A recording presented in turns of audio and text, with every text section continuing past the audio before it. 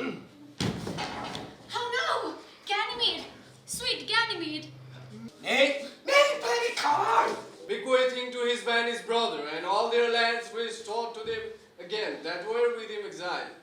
This to be true, I do engage my life. म यो नाटकमा चाहिँ एडमको भूमिका निभाइरहेको छु। हाम्रो डिरेक्टर हुनुहुन्छ। मेरो नाम चाहिँ आशान्त शर्मा। म यो नाटकमा चाहिँ के भनेदेखि हाम्रो डिरेक्टर साहबलाई सघाउने चाहिँ एउटा चाहिँ भूमिकामा पनि छु। अनि सँगसँगै के छ भनेदेखि केही चरित्रहरू निभाएको छु, जस्तै ज्याक्स भन्ने छ, अनि त्यसपछि विलियम भन्ने छ, अनि एउटा रेसलर छ। थुप्रै थुप्रै थुप्रै भागमा परेको छ, निभाइरहेको छु। मैले गरिरहेको क्यारेक्टरको नाम चाहिँ रोजलिन्ड हो। अनि रोजलिन्डको बारेमा भन्नु पर्दाखेरि चाहिँ फर्स्ट एक्टमा के भएको हुन्छ भने ऊ र उसको कजन देयर हैन ड्युकको छोरीहरू हो। अनि ऊ चाहिँ उसको कजन को dad like the duke banishes her father कि। अनि त्यसको त्यो धेरै कन्फ्लिक्टहरू हुँदाखेरि चाहिँ they decide to sort of go to the forest हैन। उनीहरू चाहिँ भाग्ने प्लानहरू गर्छ। अनि त्यो भाग्ने प्लानमा चाहिँ के हुन्छ भन्दाखेरि चाहिँ बिकज अब देयर टिनेजर्स, मैले रोजलिन्ड इज अ टिनेजर। अनि यो सिचुएसनमा चाहिँ ठट्टा जस्तो गरेर चाहिँ ल दुईजनाको बिचको प्लान के हुन्छ भन्दाखेरि ल म तँभन्दा अलिकति टल छु, सो म चाहिँ केटा बन्छु, अनि तँ चाहिँ अलिक गरिब जस्तो केटी बन भनेर they divides the plan.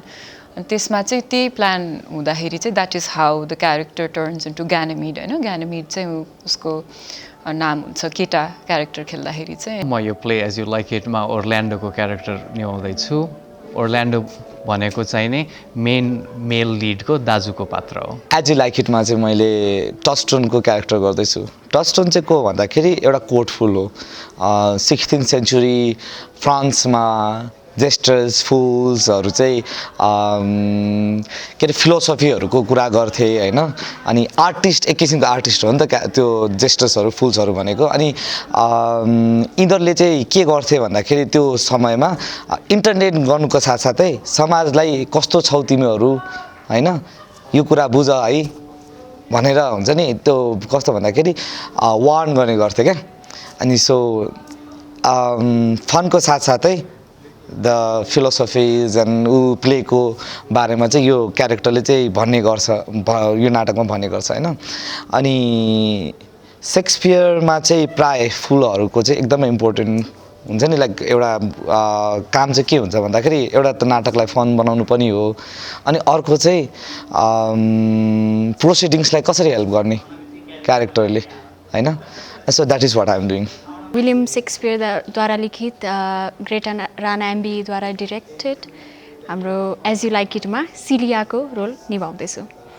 So Celia यो 16-17 सेन्चुरीतिर लेखिएको प्ले, राजाहरूको कन्टेक्स्ट, दरबारको कन्टेक्स्ट, दरबार मात्र नभएर फरेस्ट, नेचर र कोर्टको कन्टेक्स्टमा आधारित यो नाटकमा I play a princess, youngest princess.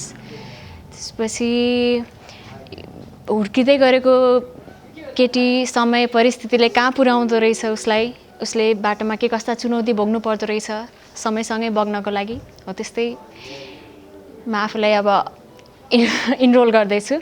Play चाहिँ अब के भनेदेखि शेक्सपियरले त्यतिखेरको समयमा जस्तो मिसाजनी थियो, अनि त्यसलाई चाहिँ सोचेर लेख्नु भएको थियो। त्यसको अगेन्स्टमा मिसाजनी थियो भन्ने देखाउनलाई प्लेमा पनि छ, त्यो चाहिँ ठाउँ ठाउँमा चाहिँ छ। तर त्यसलाई चाहिँ एउटा महिला चरित्रले चाहिँ कसरी फेस गर्छ, कसरी अगाडि लान्छ भन्ने कुराहरू चाहिँ छ। सँगसँगै तत्कालीन समयमा चाहिँ जुन चाहिँ अब त्यो भारदारहरूको, ड्युकहरूको, अनि त्यसपछि दाजुभाइहरूको चाहिँ जुन एक खालको प्रतिद्वन्द्विता हुन्थ्यो त्यो पनि उहाँले राख्नु भएको छ। यो एउटा विशुद्ध कमेडी हो। अनि कमेडी पनि उहाँले चाहिँ कसरी लेख्नु भएको छ भने जसले जसरी हेर्दा पनि हुन्छ। That's why we title the play as you like it क्या। तपाईँले जसरी यसलाई हेर्नुहुन्छ यो त्यस्तै नै हो। तपाईँको हेराइको दृष्टिकोण कस्तो छ तपाईँले आफ्नो जुन दृष्टिकोणबाट हेर्नुहुन्छ त्यही नै त्यहाँ पाउनुहुन्छ र वास्तवमा प्लेमा त्यो छ नै रमाइलो कुरा चाहिँ त्यो छ एकदमै मलाई चाहिँ रमाइलो के लागेको छ भन्दाखेरि यो क्यारेक्टर बुझ्दै जाँदाखेरि खेल्दै जाँदाखेरि चाहिँ just how what is it to be a woman भन्दा पनि त्यो there are certain traits that मलाई आफै हुन्छ नि म I don't consider myself a very feminine person अनि मेरो आफ्नै म्यास्कुलिन ट्रेट्सहरू चाहिँ मजाले एक्सप्लोर गरिरहेको जस्तो लागिरहेछ सो मलाई चाहिँ त्यो चाहिँ एकदम रमाइलो लागिरहेछ अनि यो क्यारेक्टरको जर्नी पनि हेर्दाखेरि it's a very strong character अनि त्यो खेल्न पाएकोमा नि एकदम रमाइलो भइरहेको छ लकिली सिलिया र मेरो उमेर आफ्नो पनि मिल्दोजुल्दो भएको हुनाले मेबी त्यो बेलामा त्यो टिनेजको बेलामा त्यो एडोलेसेन्टको बेलामा जति पनि आउने नुआन्सेसहरू हुन्छ बानी बेहोरादेखि लिएर सानो सानो कुराबाट प्रभावित हुने हो त्यस्तो कुराहरूमा आफूलाई बढी रिलेट गर्छु म सिलियासँग अनि प्लस इन्टेलेक्चुअल लेभलमा पनि लाइक कोर्टमा पढले बढेको केटी नयाँ ठाउँमा जाँदाखेरि उसले के कस्तो कुरामा कम्प्रोमाइज गरिदिरहेछिन् अथवा कोसँग गइरहेकी रहेछिन् हो त्यस्तो कुरामा adventurous So I would like to relate myself as adventurous with Celia. यो नाटकको पार्ट चाहिँ लगभग 6-7 महिना अगाडि जति चाहिँ कुरा हुन थालेको थियो यो प्लेको लागि अनि सो मलाई डिरेक्टर प्रोड्युसर्सहरूले चाहिँ पहिलेदेखि चिन्नुहुन्थ्यो अनि मेरो पहिला अर्को कामहरू हेर्नु भएको थियो अनि so like somebody thought I was very fit for the character अनि सो कुरा आयो अनि ओके भनेर गर्न थालेँ यो प्लेमा चाहिँ अब मेरो एकजना साथी छ मैले सबभन्दा पहिला थाहा पाएको चाहिँ नै मेरो एकजना साथीले यो प्ले हुँदैछ भनेर भन्यो मलाई सेक्सपियर चाहिँ एकदमै मनपर्छ पढ्न पहिला गाह्रो हुन्थ्यो तर मैले एकचोटि एउटा सेक्सपियरको प्ले हेरेँ र एक्टरहरूले इन्टरप्रेट गरेर देखाएपछि चाहिँ मलाई सेक्सपियर एकदमै मन पर्न थाल्यो र बुझ्न पनि सजिलो हुन थाल्यो एक्टिङ गरेर गरेको देखेपछि चाहिँ नि त्यो हुँदाखेरि मलाई धेरै नै रमाइलो लाग्न थाल्यो र सेक्सपियरको ल्याङ्ग्वेज मलाई एकदमै मनपर्छ त्यो हुँदाखेरि चाहिँ नि त्यो सेक्सपियरको ल्याङ्ग्वेज बोल्न पाउँदाखेरि आफूलाई साह्रै नै रमाइलो हुने भयो र मैले यो प्लेमा इन्भल्भ भएको हो उहाँले भन्नुभयो जस्तै मैले पनि 2टा क्यारेक्टर निभा गरेको छु यसमा एउटा चाहिँ पादरीको छ र एउटा चाहिँ एडम छ एडम चाहिँ जुन अघि हाम्रो अरू साथीहरूले भन्नुभएको पनि होला यो नाटकमा चाहिँ जुन जमिनदार हुन्छ जमिनदारको बुवाको निधन भइसकेको हुन्छ तर ऊ त्यो एडम भन्ने चरित्र चाहिँ त्यो बुवाको पालादेखि नै त्यो घरमा काम गर्ने एउटा नोकर भनौँ अथवा एउटा सुसारे भनौँ अथवा त्यसलाई जुनसुकै नाम दियो एउटा राम्रो व्यक्तिको रूपमा काम गरिरहेको हुन्छ र उसलाई मनपर्ने चाहिँ भाइ 2-3 छोराछोरीहरूमध्ये चाहिँ उसलाई मनपर्ने चाहिँ दोस्रो हुन्छ भाइ चाहिँ दोस्रो भाइ माइलो भाइ भनौँ न उसप्रति चाहिँ उसको लगाव अलिकति बढी हुन्छ र उसकै प्रतिरक्षाको लागि चाहिँ उसले काम गरिरहेको हुन्छ यसको लागि उसको जङ्गल हिँड्ने उसको जति पनि दुःखहरू छ त्यो दुःखहरूमा साथ दिने एउटा सहयोगीको रूपमा चाहिँ काम गरिरहेको अलि वृद्ध करिबन 70-72 वर्ष उमेरको चरित्र निभा गरेको छु मैले चाहिँ त्यही इट्स सेक्सपियरको प्लेजहरू पढ्ने सबसे इन्ट्रेस्टिङ कुरा चाहिँ के हुन्छ भने एकदम युनिभर्सल हुन्छ कि बिकज उहाँले धेरै इमोसन्समा खेल्नुहुन्छ होइन अनि आई थिङ्क यो प्ले पर्टिकुलरली चाहिँ त्यतिखेरको लागि त it was a big deal किनभने अब वुमन प्रोट्यागनिस्ट हुँदा एपिलग पनि वुमनले नै as in Rosalind says the epilogue होइन त्यो हिसाबमा I think that was quite a bold movement bold statement also coming from Shakespeare अनि त्यो भोइस जस्तो हुन्छ नि अब कति जस्टिस दिएको छ त्यो रोललाई चाहिँ आई थिङ्क त्यो चाहिँ अडियन्सले रिडर्सले चाहिँ आई थिङ्क आफ्नै तर्कहरू राख्नुहुन्छ होला but to really look at the character is given her enough space and more के एक्चुली मेरो एउटा साथीले हामी when we were looking at the coverage and we were looking at the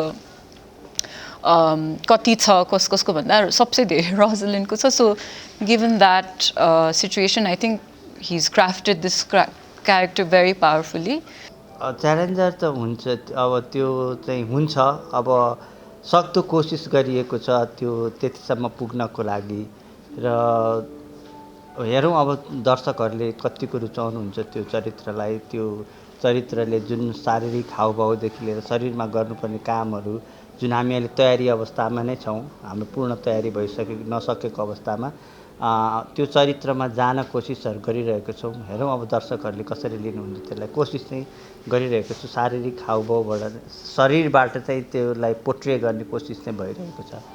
एडमको चरित्र अझ विशुद्ध रूपमा भन्नुपर्दाखेरि एउटा इमान्दार के भनेदेखि सेवकको चरित्र हो, जसले चाहिँ अब त्यो इमान्दार र राम्रा मान्छेहरूको म मरुन्जेल भए पनि सेवा गर्छु भनेर त्यो सास अन्तिमसम्म रहेसम्म पनि म सेवा गर्छु भन्ने खालको चाहिँ चरित्र हो उसको चाहिँ। एकदम स्विट छ, लभली छ, माया लाग्दछ। अनि तपाईँले जुन क्वेसन सोध्नु भएको छ, आई डिसअग्री। आई थिङ्क हाम्रो अहिले छ, देयर मेनी भेरी प्लेस वुमेनहरू लिडमा आउनुभएको छ, वुमेनले नै डिरेक्ट गरिरहनु भएको छ। तर टु थिङ्क अबाउट हाउ अहिले is it contextual or not, it's still very contextual होइन। किन भन्दाखेरि it's nice to have that voice, it's nice to for a change to listen to the woman होइन। It's still fresh because धेरै चाहिँ भएको छैन। त्यो हिसाबमा चाहिँ मैले चाहिँ त्यही आई थिङ्क स्पेस लिने ठाउँमा चाहिँ त्यसरी रिलेट गरिरहेको छु। Thank you. पेन्डेमिकको समयमा भनौँ स्टिल हामी पनि के छौँ, एक खालको ट्रमा चाहिँ त्यो हिडेन छ कि कतै कतै भित्रभित्र लुकेर बसिरहेछ। हामी खुलेर रमाउन सकेका छैनौँ, खुलेर हाँस्न सकेका छैनौँ, खुलेर जिउन सकेका छैनौँ। अनि सेक्सपियरको यो चाहिँ एक खालको पास्टोरल भनौँ अथवा चाहिँ ग्रामीण कमेडी भनौँ अथवा चाहिँ रोमान्टिक कमेडी भनौँ, जे भनौँ, यो कमेडीले चाहिँ के गर्छ भनेदेखि मान्छेहरूलाई चाहिँ ठाउँ ठाउँमा चाहिँ खिच्का छोडेर हाँस्नलाई चाहिँ ठाउँ दिन्छ। सँगसँगै समाजमा चाहिँ हुन्छन् नि विभिन्न खाले चरित्रहरू, त्यसलाई पनि चाहिँ उसले चाहिँ के गर्छ भनेदेखि त्यो बुझ्न यस्ता चरित्रहरू पनि रहेछन् भनेर चाहिँ बुझ्न पनि सघाउँछ। अनि हामी पेन्डेमिकले गर्दाखेरि एकाङ्की जीवनमा चाहिँ गइसकेका छौँ क्या, एक्लो एक्लो हुन थालिसकेका छौँ सबै मान्छेहरू, सबै अरूभन्दा आइसोलेट भएर बस्यो। अनि त्यसपछि एक खालको आइसोलेसनमै छौँ जस्तो लाग्छ।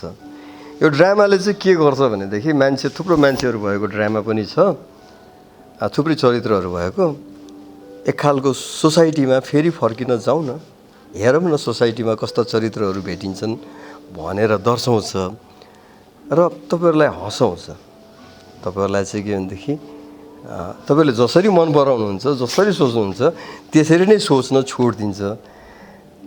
त्यही भएर सोसल हुने बेला पनि हो जस्तो लाग्छ र दर्शकहरू चाहिँ एक खालको मिस पनि गरिरहनु भएको छ होला। भलै यो इङ्ग्लिसमा हो, भाषिक रूपमा चाहिँ अलिकति अप्ठ्यारो होला, तर थिएटर गोवरहरूको लागि त के भनेदेखि अब लामो समयको ग्याप पछि चाहिँ आएको हो नि त। यो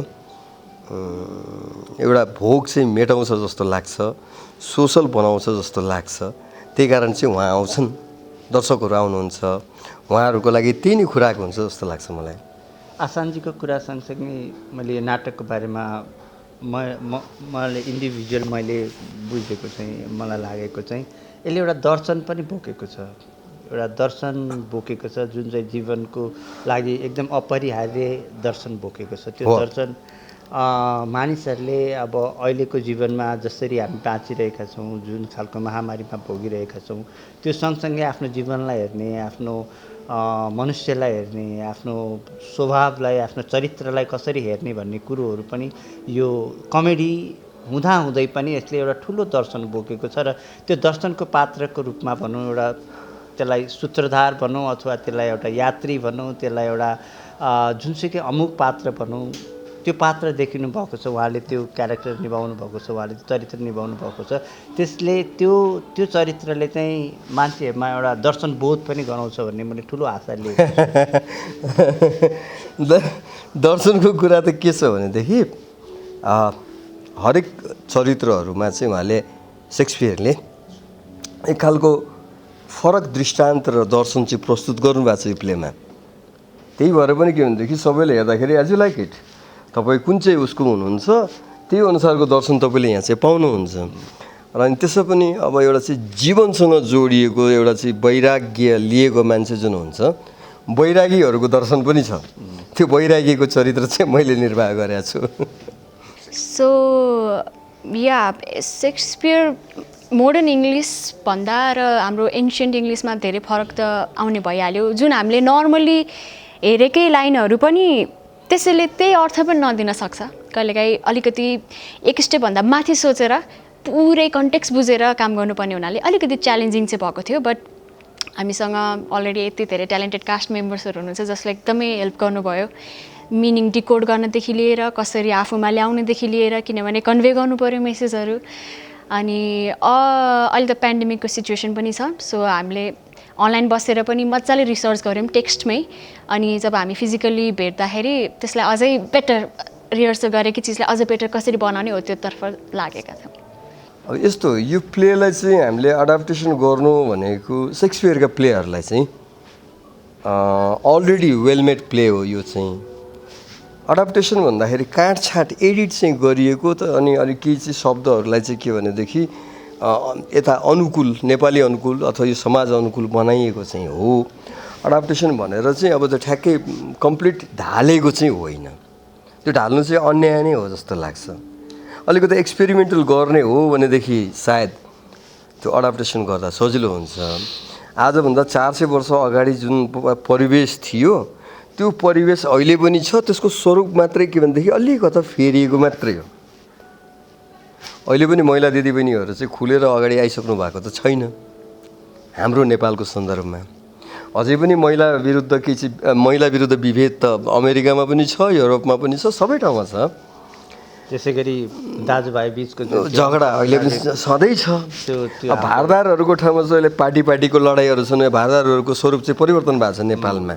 उनीहरूले पार्टीहरू खोलेका छन् र त्यो पार्टीमा उनीहरूको लडाइँ हुन्छ त्यस्तै भइरहेछ सो त्यो सान्दर्भिक नै छ अनि त्यही हो हामीले चाहिँ त्यो चाहिँ नबनाइदिएको त्यो हेर्दाखेरि हाम्रो सन्दर्भसँग मिल्दोजुल्दो छ भनेर दर्शक आफैले चाहिँ के गर्न सक्नुहुन्छ भने सन्दर्भ जोड्न सक्नुहुन्छ विशुद्ध रूपमा साहित्यले जहिले पनि संसारलाई जोड्छ क्या राजनीतिले जहिले पनि के गर्छ संसारलाई चाहिँ फुटाउँछ साहित्य र कला यस्तो माध्यम हो जहिले पनि त्यसले के गर्छ भने जुनसुकै कुनाका मान्छेहरूलाई पनि के गर्न खोज्छ जोड्न खोज्छ मान्छेको संवेदनालाई जोड्न खोज्छ मान्छेका भावनाहरूलाई जोड्न खोज्छ त्यो भनौँ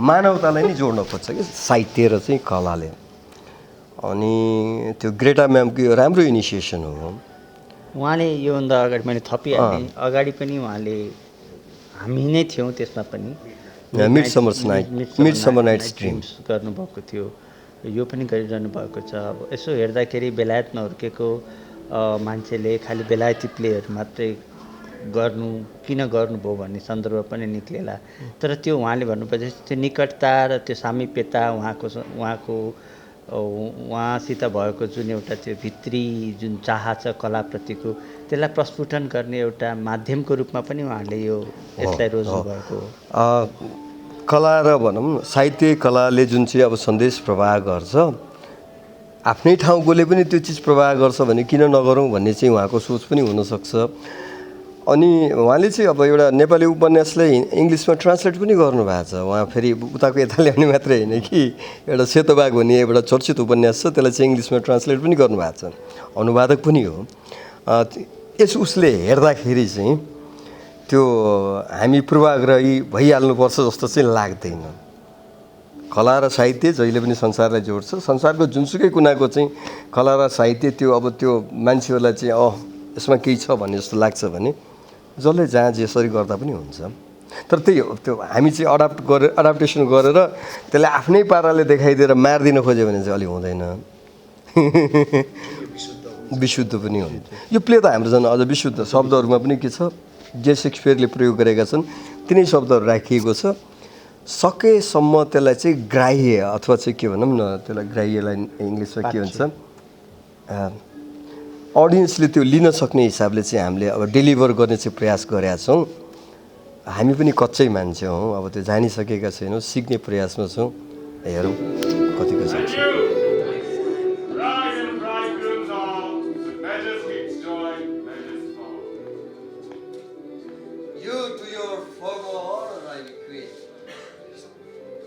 virtue and patience well deserved sleep. And you too,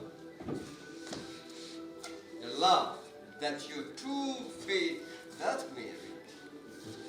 And you too, your land and love and great allies. And you too, given sir, a long and well-deserved fate. And you too, wrangling thy loving voyages, but for true ones riches, and so too your places. And so to your places. And I am for other than for dancing to you out study. Happy studio. Okay, last one.